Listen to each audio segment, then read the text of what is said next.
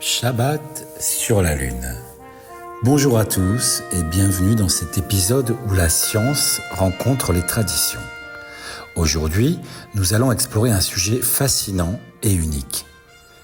Comment la NASA envisage de créer un fuseau horaire lunaire et quelles en sont les implications pour les astronautes juifs qui observent le Shabbat dans l'espace.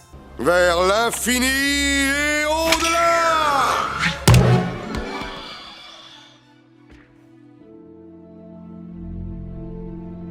Préparez-vous pour un voyage cosmique qui marie technologie et spiritualité. Imaginez un instant que vous êtes un astronaute en mission sur la Lune. Vous vous préparez à célébrer le Shabbat, ce jour sacré de repos et de prière. Mais voici le défi. Sur la Lune, un jour dure environ 29 jours et demi terrestres. 29,5 jours terrestres. La NASA travaille actuellement sur la création d'un fuseau horaire spécifique à la Lune pour aider les astronautes à mieux gérer leur temps. Cette initiative a des répercussions intéressantes pour ceux qui doivent adapter leurs pratiques religieuses à ce nouvel environnement temporel. Sur Terre, le Shabbat commence un peu avant le coucher du soleil, le vendredi soir, et se termine dès l'apparition de 3 étoiles, le samedi soir. Mais comment observer cette tradition quand le cycle jour-nuit lunaire est si différent ? D'après certains maîtres, on se base sur les horaires de Jérusalem.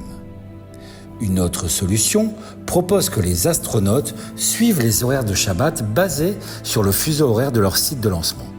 Par exemple, si vous avez décollé de Floride, vous observerez le Shabbat selon l'heure de Floride, peu importe où vous vous trouvez dans l'espace. Cette approche pratique permet de maintenir une certaine continuité avec la communauté terrestre.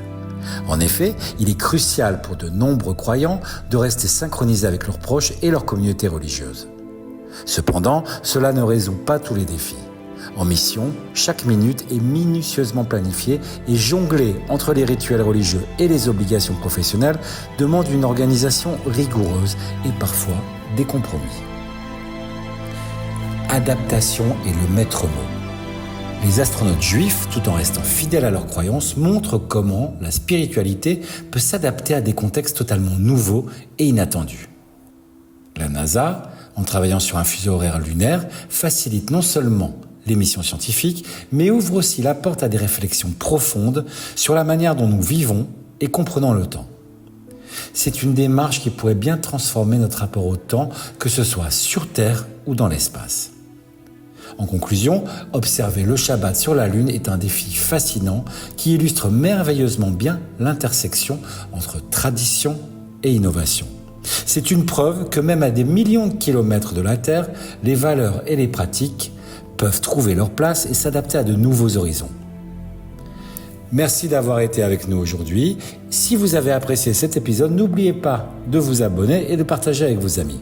Rejoignez-nous la prochaine fois pour de nouvelles discussions sur la manière dont la technologie et les traditions se croisent et se réinventent. À bientôt pour un autre voyage au-delà des étoiles.